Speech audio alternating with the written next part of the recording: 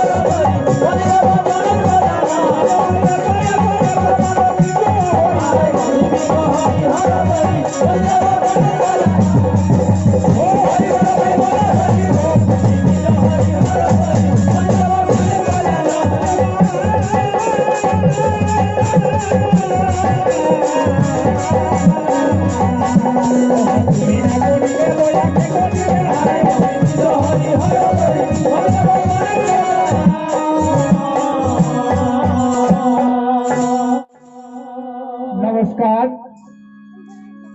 শ্রী শ্রী পূজা মহাদেবের এই আশীর্বাদ মাথায় লয়ে শ্রী শ্রী জগৎ জননী মা বিশ্ব হরির চরণী অনন্ত কোটি প্রণাম জানিয়ে আদিগুরু মাতা পিতার চরণে ভক্তি প্রণাম রেখে উপস্থিত শ্রদ্ধেয় ভক্তবৃন্দের যথাযোগ্য স্থানে প্রণাম ভালোবাসা জানিয়ে শুরু করতে চলেছি জাতমঙ্গল পালা। স্বর্গীয় ভদু মহন্তর স্মৃতির উদ্দেশ্যে আপনাদের কাছে যে জাতমঙ্গল পালা আমরা তুলে ধরছি তা হচ্ছে সতীর বিবাহে পতির মরণ। তাই জগৎ জননী জাতমঙ্গল দল বেড়াদা বড়বাজার পুরুলিয়া আর এই পালাটি যিনি গবেষণা করেছেন তিনি হচ্ছেন গোপাল চন্দ্র দাস বাড়েদা। আর এই পালাটা যিনি সংশোধন করেছেন তিনি হচ্ছেন আতম কর্মকার বাঙ্গুরদা। এই দলের দলপতি কৃপা সিন্ধু মাহাতো। ঢোলকে সহযোগিতা করছে দালগাম কালিন্দী। অর্গেনে রয়েছেন মাস্টার দীপু, বাঁশিতে রয়েছেন বুলবুল কালিন্দী, জুড়ি নাগরাতে রয়েছেন আমাদের প্রখ্যাত চিত্রশিল্পী নিতাই রুহিদাস, করতালে নরোত্তম দাস আর এই দল পরিচালনায় সুবোধ মাহান্তি।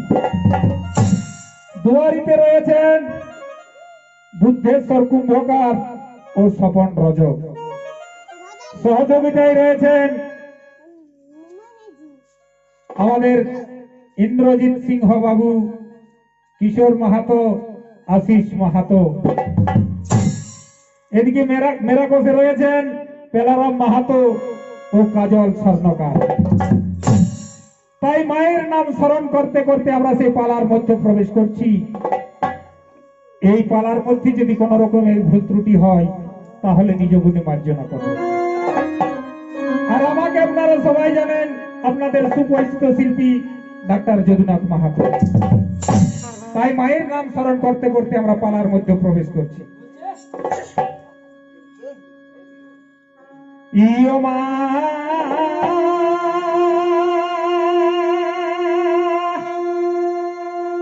মাগো সর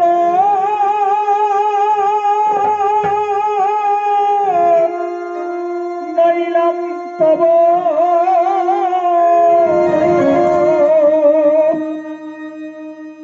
ওই আমা ভুজঙ্গ জননী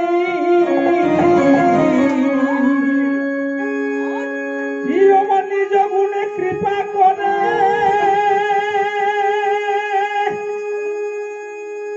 ও মা পুরা মোদির বাণী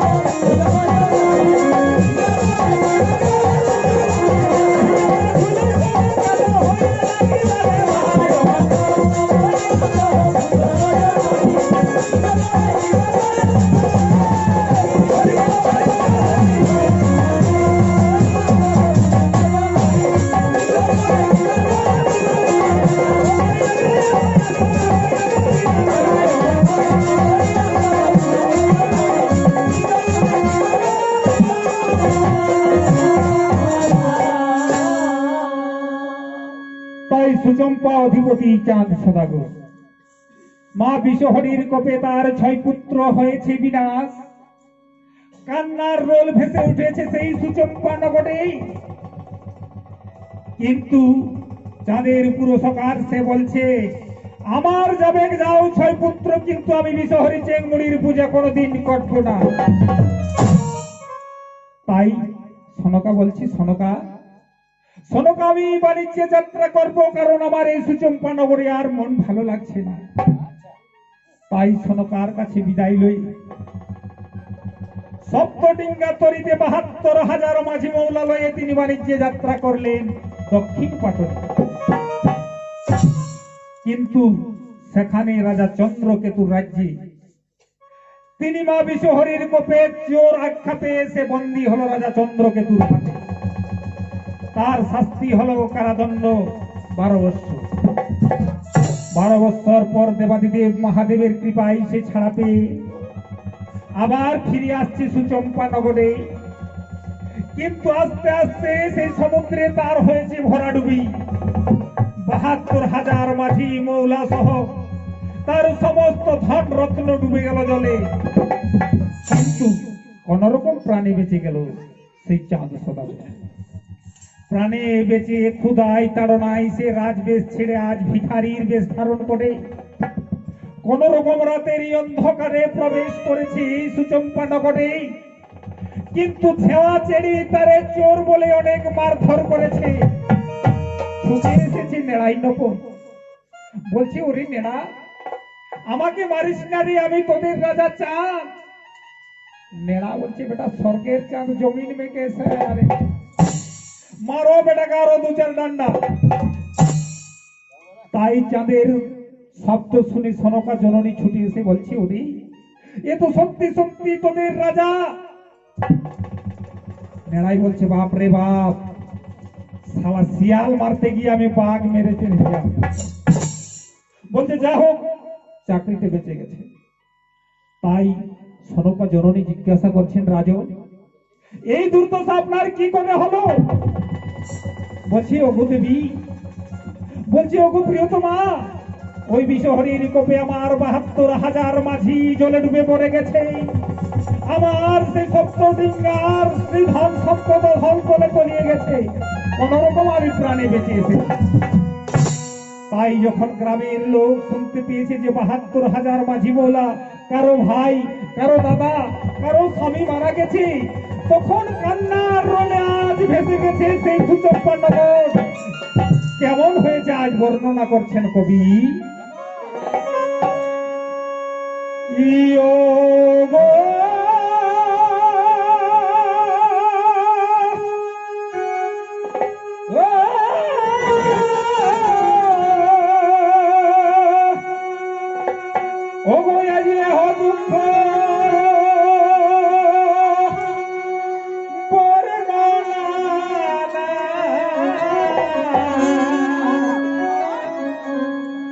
যাই গো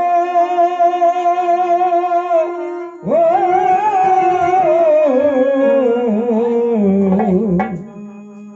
আজ কেঁদে আকুল হলো সুচম্পাই গো।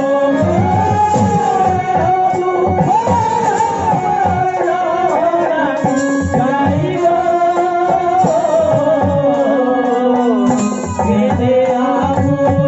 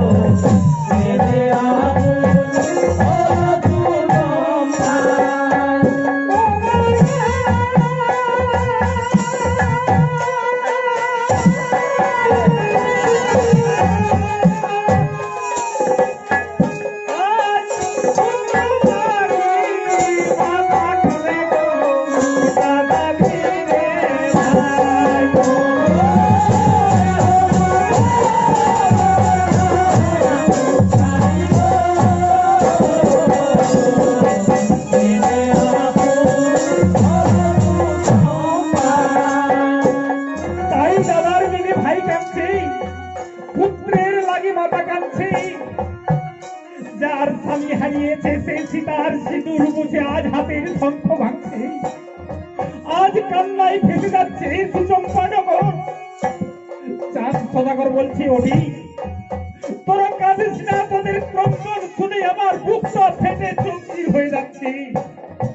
তোরা শান্তি হ, তোরা শান্ত হ।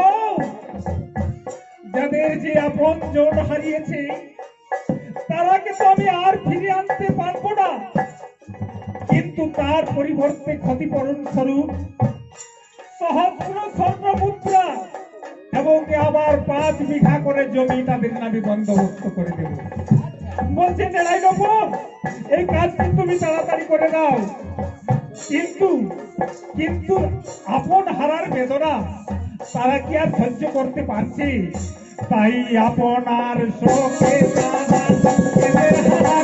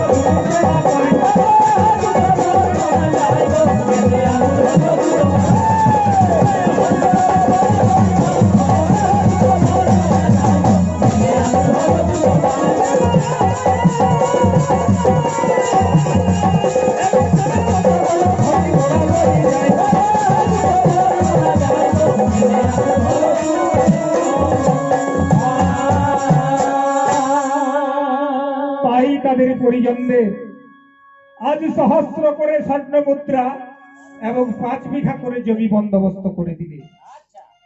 চাঁদ সদাগর তার পুত্র লক্ষিন্দরের সঙ্গে বেশ কিছুদিন আনন্দে কাটাতে লাগলেন। একদিন হঠাৎ এসে বলছি, তার প্রিয়তমা সনকাকে বলছি, সনকা আমি মনে মনে স্থির করেছি আমার পুত্র লক্ষিন্দরের আমি বিবাহ দেব, কারণ এত বড় পুরীতে পুত্রবধূ যদি না থাকে তাহলে বাড়ির কোনো শোভা পায় না। সনকা বলছে, প্রাণনা আমিও সেই চিন্তাই করছি, অতি তাড়াতাড়ি পুত্রের বিবাহটা আমরা সেরে ফেলা যায়। তাই তিনি নারায়ণকে দিয়ে ঘটক মাধব ভাটকে ডাকতে পাঠালেন। অতি তাড়াতাড়ি ডেকে নিয়ে এলেন সেই মাধব ভাটকে। মাধব ভাট এসে রাজার চরণে প্রণাম করে বলছে, রাজন কি কারণে আমাদের করেছো স্মরণ? বলছে, শুনো হে ঘটক মহাশয়, আমি আমার পুত্রের বিবাহ দেব, তাই যদি তোমার কোনো পাত্রীর সন্ধান থাকে তাহলে আপনি বলুন। বলছে, হ্যাঁ মহারাজ, আমার পাত্রীর সন্ধান অনেক আছে। বলছে, তাহলে বলো। বলছে, মথুরা নগরে ভগীরথ নামে আছে এক গন্ধবনী, পদ্মাবতী বলে কন্যা তার ঘরে আছে, অতি পরমা সুন্দরী। চাঁদ সদাগর হুঙ্কার করে বলছে, রাম রাম রাম রাম রাম রাম রাম রাম। যে আমার জন্মান্তরের শত্রু পদ্মাবতী, আর পদ্মাবতী নামে পুত্রবধূ আমার বাড়িতে হতে পারে। যদি অন্য কোনো আছে তাহলে বল। তিনি অনেক বর্ণনা দিলেন, উড়িষ্যা রাজ্যের দিলেন, কিন্তু রাজার মনে ধরলো না। বলছে, এই আরেক পাত্রী আছে, হচ্ছে আমার শেষ পাত্রী। বলছে, কোথায়? তাড়াতাড়ি বলুন। বলছে, নিছনি নগরের সাইবেনার ভাবে বেহুলা নামে একটি কন্যা আছে, অতি রূপে গুণে পরমা সুন্দরী। যদি আপনি একবার নিজে গিয়ে পরীক্ষা করে দেখেন তাহলে বুঝতে পারবেন সে কেমন সতী নারী।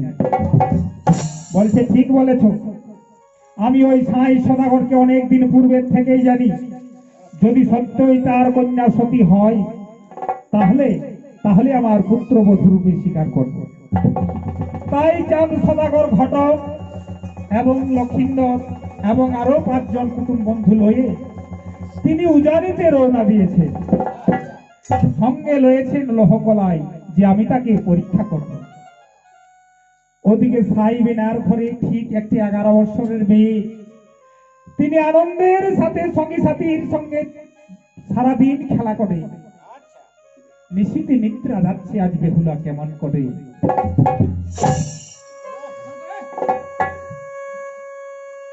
ইয়ো গো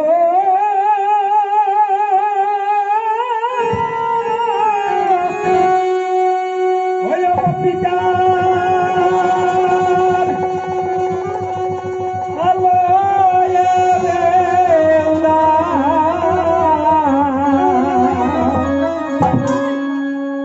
এগো সুখে নিদ্রা আজা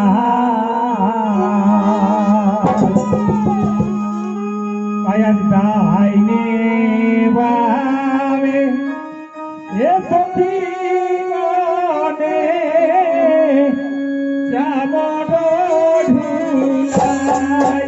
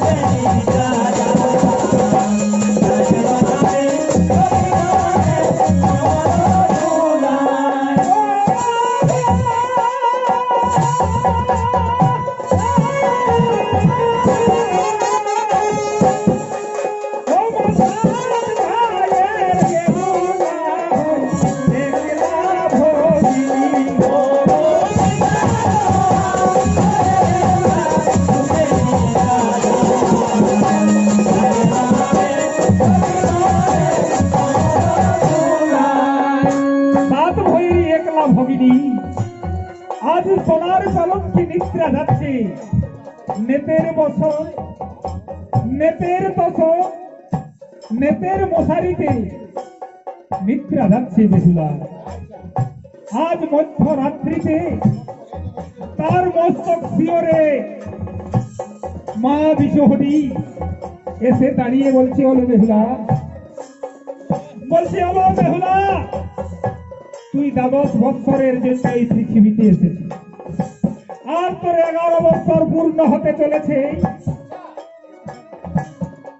এই কথা বলতেই আজ বেহুলার পূর্ব জন্মের স্মৃতি স্মরণ হয়ে গেল। আর বলছি, ওলো বেহুলার তোর 1 বৎসর বাকি আছে। এই 1 বৎসরের মধ্যে তোর বিবাহ হবে, আর আমার জন্য যে কার্যের জন্য এসেছি সেই কার্য সিদ্ধ করতে হবে।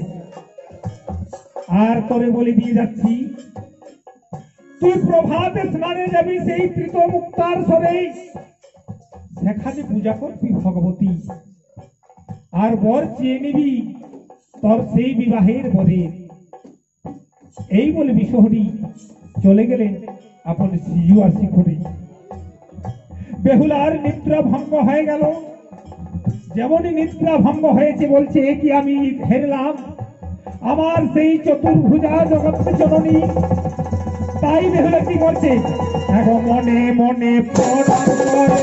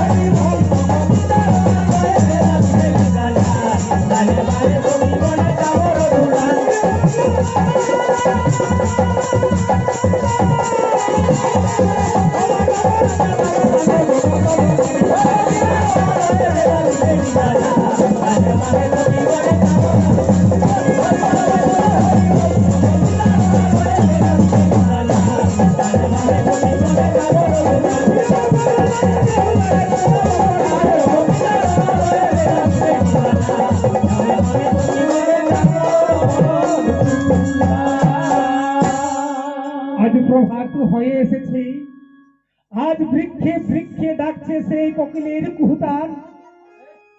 আজ আনাগোনা শুরু হয়েছে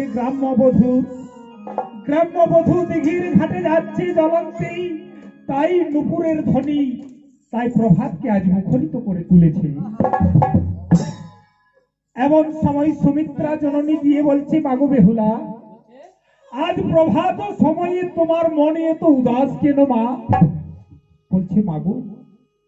বলছে মাগো আজ স্বপ্নে হেরেছি আমি সেই দিশহরি, সে আমাকে আশীর্বাদ করেছে মা, অতি শীঘ্রই আমার বিবাহ হবে।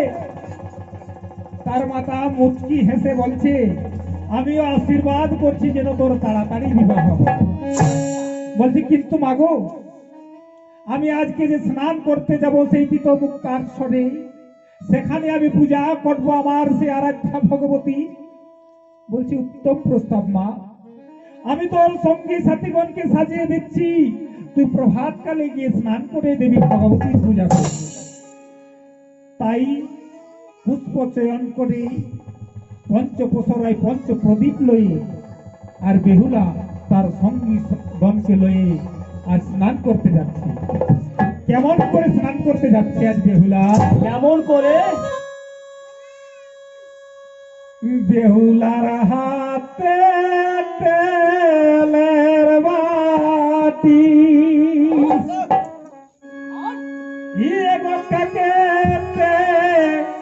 গাগরি, আজ স্নান করি বাড়ে যাই। বেউলার হাতে তেলের বাটি, তাকে বেলা করি, স্নান করি বারে যাই। বেলার হাতে তেলের বাটি, তাকে বেলা করি, স্নান করি বাড়ে যাই। বেউলার হাতে তেলের বাটি, তাকে বেলা করি, স্নান করি বারে যাই।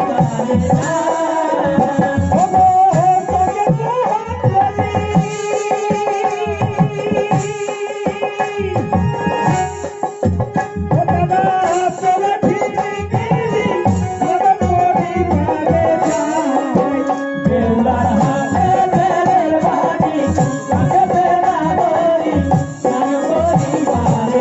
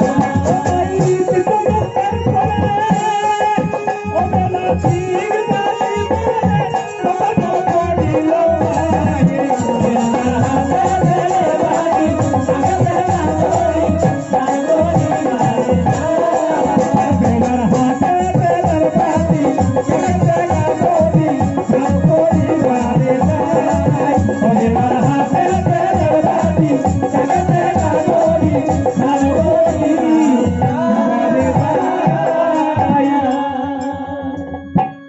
তাই বিশ্বহরি নিজ রূপ ছাড়ি বৃদ্ধা রূপ ধরি বসিল পাথর উপরে। ওদিকে তিত মুক্তার স্বরে বেহুলা ডিগবাজি মারে পদদল লাগিল মায়ের উপরে। তাই মা বিশ্বহরি ক্রোধান্বিত হয়ে বলছি, ওলো যুবতী, তুই যৌবনের অহংকারী আমার পদদল ছিটাইলি মস্তক উপরে। তাই তোরে আমি দিবই অভিশাপ, পাইবি মনস্তাপ, বাসরে হারাইবি তোর প্রাণনাথ। আজ বেহুলার বিনা মেঘে বজ্রপাত হয়ে গেল। বলছে, মা গো, কে মা তুমি? তুমি ঘাটে বসে আছো মা, আমি বুঝতে পারি বা। বলছি, হলো বেহুলা, তুই যারে নিশিতে স্বপনে হেরেছি, তোর সে আর একটা দেবে আমি বিশ্বহরি। তাই বেহুলা মায়ের চতুর্ভুজা রূপ দেখে বলছি বাগু, বলছে আমি যে দুরাচারী মা, তোমাকে চিনতে পারিনি মা। তবে আমার এই লঘু পাপে এত বড় অভিশাপ, তুই আমার এই অভিশাপ ফিরিয়ে নে ভাই, আমার এই অভিশাপ ফিরিয়ে নে। বলছি, বেহুলা, এ আমার এই অভিশাপ নই বেহুলা, এ আমার অভিশাপের মধ্যে লুকিয়ে আছে আশীর্বাদ। বলছি মাগো, আমার বাসরে হারাবে প্রাণনাথ। এ আবার কেমন আশীর্বাদ বা, এ আবার কেমন আশীর্বাদ? আজ কেঁদে কেঁদে বেহুলা মায়ের চরণে বলছি, শুন বেহুলা, এই অভিশাপের মধ্যে আমার আশীর্বাদ কেমন লুকিয়ে আছে। ইয়োলো ও সর্বা ঘাটে হারাইবি হলো তোর প্রাণপতি। কিন্তু তুই মরা পতি প্রাণ জিয়াবি ভবে হরিসতী।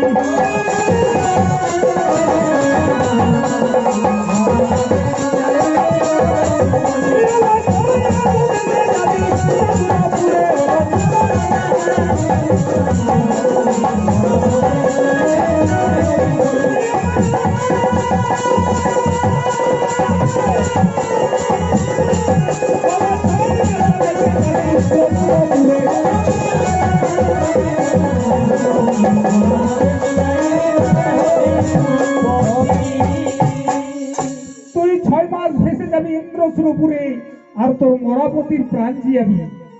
তাই সতী বলে ঘষিবি এই পৃথিবী সংসারে, যতদিন চন্দ্র সূর্য থাকবে সতী বেহুলার নাম থাকিবে এই ধরাধামে।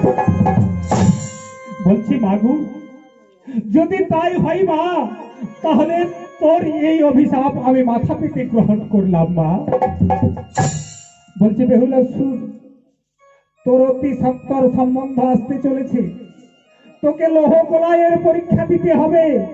বলছি মাগো, আমি লৌহকলাইয়ের পরীক্ষায় উত্তীর্ণ হতে পারবো মা? বলছে, হ্যাঁ, তুই আমারে স্মরণ করে যা করবি সেটাই তোর সিদ্ধ হবে। ওদিকে চাঁদ সদাগর ছদ্মবেশে আজ প্রবেশ করেছে সন্ধ্যার কালে, আজ মিছনি নগরের সাইবাইনার দ্বারে। তাই রাম রাম রাম রাম করতে সাধুর বেশ ধরে আজ প্রবেশ করেছে সাইয়ের দ্বারে। আজ সাধুরূপ হেরে আজ সাই সদাগর বলছে, আসুন আসুন, বিপ্রবর কথা হতে আগমন। বলছে, আমরা মথুরা হইতে আসিয়াছি, তীর্থ ভ্রমণ করতে করতে আপনার রাজ্যে আসিয়াছি। তাই আমি ভাবছি যে আপনার বাড়িতে আজকে আমি সেবা করব।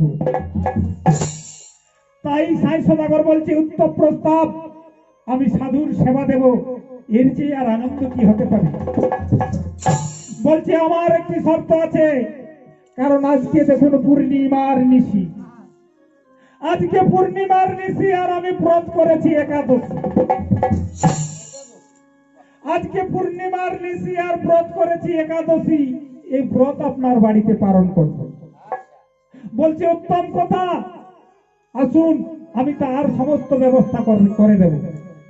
বলছে ব্যবস্থা আমার কাছে আছে, যদি কোন সতীর নারী আমার এই লোহকলায় রঞ্জন করে দিতে পারে তবে পূর্ণিমার একাদশীতে আমার পালন হবে। বলছি এটা তো কোনোদিন শুনি না যে পূর্ণিমাতে একাদশী আর লোহকলায় রঞ্জন আমার রাজ্যে বা পৃথিবীতে আমি এখনো পর্যন্ত কোনোদিন শুনিনি। যদি বলছে এই শর্ত পূরণ হয় তাহলে আমি সেবা করব। তাই সদাগর বলছে অসম্ভব বিপ্রবর, কারণ এখনো পর্যন্ত নাম শুনিনি এই লোহকলায়ের। ছদ্মবেশী চাঁদ বলছে আমি বুঝতে পেরেছি, আপনার রাজ্যে কোনো সতী নারী নেই, না হলে এই লোহকলায় রন্ধন করতে পারবো। তাহলে আপনার বাড়ি থেকে আমি চলে যাচ্ছি। এই কথা শুনতে পেয়ে বেহুলা বলছি পিতা, এই দ্বারের থেকে যদি অতিথি ফিরে যায় শাস্ত্রে বলে মহাপাপ হয়। বলছি মা গো এছাড়া আর তো অন্য কোনো উপায় নেই মা। বলছে বাবা আমি রন্ধন করবো সেই লোহকলায়, অতিথিগণকে আপনি ডেকে নিয়ে আসুন। তাই ডেকে নিয়ে এলে। বলছে মা গো তুমি রন্ধন করতে পারবে? বলছে হ্যাঁ পারবো। তুমি জানো আজকে পূর্ণিমার নিশি, আর পূর্ণিমার নিশিতে আমি করেছি একাদশী। হে ভক্তমণ্ডলী, পূর্ণিমার নিশিতে কেমন করে হয় একাদশী? না একাদশী, একাদশী, একাদশী। তাহলে চাঁদ কি করে হলো একাদশী? না সত্য যুগে রুদ্র নামে একজন তপস্বী ছিল। তো রুদ্রদেব মা বিশ্বহরীর পূজা করছে। তো যেমনই আহ্বান করেছে ঘটের মধ্যে মা বিশ্বহরীকে, মা বিশ্বহরী আজ নবসাজে উপস্থিত হয়েছে সেই রুদ্রের মন্দিরে। মাঝ বস্ত্র ধারণ করেনি, তার সমস্ত সর্পকে তিনি শাড়ি, সাপের চুড়ি, সাপের মুকুট, সাপের নুপুর আজ ধারণ করে রুদ্রের সম্মুখে এসে দাঁড়িয়েছে। আজ রুদ্রদেব ভক্তি ভনে পূজা করে মায়ের চরণে ষষ্ঠাঙ্গে প্রণাম করতে গেছে। যেমনই ষষ্ঠাঙ্গে প্রণাম করতে গেছে রুদ্রের সেই তিলকের যে সুগন্ধ, তিলকের সুগন্ধে আজ সর্বগণ সমস্ত পেয়ে পালিয়ে গেছে। আজ মাতৃদেহে যে বস্ত্র মনে করে আজ সর্প ব্যবহার করেছিল, সেই সর্প আজ মায়ের দেহে আজ নেই। মা একেবারে উলঙ্গ বিবস্ত্রা হয়ে গেল আজ মা বিশ্বহরী। তাই লজ্জায় মা বিশ্বহরী আজ রুদ্রের থেকে অন্যদিকে পিছন ফিরে দিয়েছে। আর পিছন ফিরে বলছি ওরে পাষণ্ড, ওরে পাপী দুরাচার, তুই আমারে এত বড়ই অপমান করলি, আমি তোরে অভিশাপ দিব, তোর জন্ম জন্মান্তরে আমি শত্রু রূপে জন্মগ্রহণ করব, আর তোর এই অপমানের আমি প্রতিশোধ নেব। রুদ্র কিছু বুঝতে পারে না। বলছি মাগো, আমি তো যত্ন করে তোমার পূজা করছিলাম মা, এতে আমার দোষ কি মা যে আমার এত বড় শাস্তি দিলে? তবে আমিও রুদ্র, আমি তোমাকে বলে দিয়ে যাচ্ছি মা, তবে পৃথিবীতে আমি যতদিন না পূজা করবো ততদিন তুমি পূজা পাবে না। আর সেদিন আমিও তোমাকে সম্মুখে পূজা করবো না, আমিও সেদিন পিছন দিক থেকে তোমাকে পূজা করবো। তাই ওই রুদ্র দাপর যুগে জন্মেছিল চন্দ্র পদ্মশঙ্খমণি, আর এই কলিতে চাঁদ সদাগর রূপে জন্মগ্রহণ করেছে। তাই সেদিন চাঁদ হয়েছে একাদশী, চাঁদ হয়েছে সেদিন একাদশী, আর সেদিন আর অন্য কোনো দোষী নয়। তাই পূর্ণিমায় করেছে আর চাঁদ একাদশী। বলছে মাগো তুমি রন্ধন করতে পারবে তো মা? বলছে হ্যাঁ পারবো। তাই মা বিশ্বহরীকে স্মরণ করে অর্থদণ্ডের মধ্যে বেহুলার রন্ধন হয়ে গেল। রন্ধন করে আজ 52 ব্যঞ্জন দিয়ে আজ চাঁদকে আপ্যায়ন করলেন। চাঁদ ভজন করে মুগ্ধ হয়ে বলছি, ধন্য ধন্য মহারাজ, ধন্য তোমার কন্যা, এই পৃথিবীতে তব কন্যায় করিবে ধন্যা। এই সাধুর মুখে এই কথা শুনে সাই বলছেন, হে বিপ্রবর, আপনার রূপে দেখতে পাচ্ছি আপনি সাধু, কিন্তু আপনার ভাষায় বুঝতে পারছি না যে আপনি সাধু। আপনার আসল পরিচয়টা কি? বলছে, রাজন, আমি সুচম্পা অধিপতি চাঁদ সদাগর। আমি আপনার কন্যার পরীক্ষা নেওয়ার জন্য এসেছিলাম। আপনার কন্যা বেহুলা পৃথিবীতে সত্যি সত্যি। তবে যদি আপনি অনুমতি দেন, তাহলে আমি আমার পুত্রবধূ করার মনস্কামনা করেছি। সাই বলছে, যদি চাঁদ অধিপতি আমার বেহাই হয়, তাহলে আমার এতে কোনো আপত্তি নেই। তো আপনি কি বলছে একাই এসেছেন? বলছে, না, আমার আরো 5 জন কুটুম বন্ধু আপনার গ্রামের বাইরে আছে। তাই রাজা মহাশয় তাড়াতাড়ি ওরাকে ডেকে নিয়ে এলেন। এদের ব্যবস্থা করছেন ওদিকে সাই মহারাজ। তো যারা পরে এসেছেন তারা জিজ্ঞাসা করছেন, বলছে, রাজন, তাহলে আপনি কন্যাটা কেমন দেখলেন আমাকে একটু বলে দেন, কারণ আমাদের তো আর দেখার সুযোগ নেই। তাই আজ চাঁদ আজ কন্যার রূপ বর্ণন করছেন কেমন করে? কেমন করে? ইয়ো গো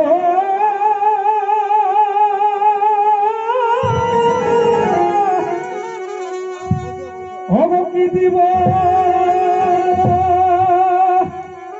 রূপের উপমা,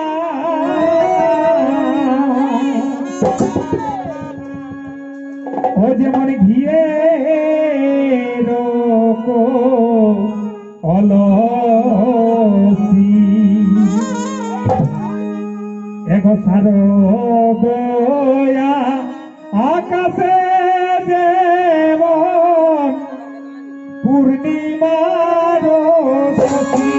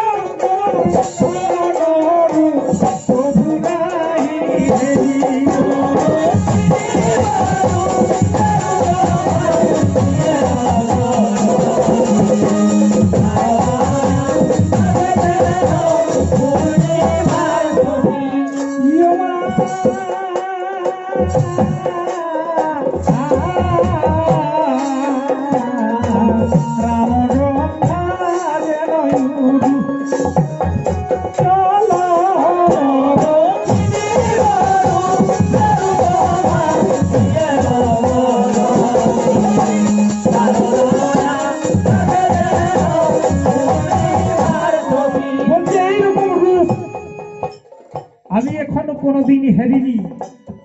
বলছে, কেমন রূপ না চলনে মতঙ্গ আর বলনে ভৃঙ্গ, নয়ন যেন তার কুরঙ্গ আর রূপে পতঙ্গ, মানে হাতির মতো তার চাল, চলনে মতঙ্গ আর বলনে ভৃঙ্গ, মানে ভ্রমরের মতো গুনগুন করে তার মধুর বাক্য, আর নয়নে কুরঙ্গ, তার নয়ন যেন হরিণীর মতো চক্ষু তার জল জল করছে, আর রূপে পতঙ্গ যেন প্রজাপতি, যেন প্রজাপতি বসে আছে তদ্রূপ তার রূপ। আর তার দাঁত গিলা কেমন? এক দশন দেখাই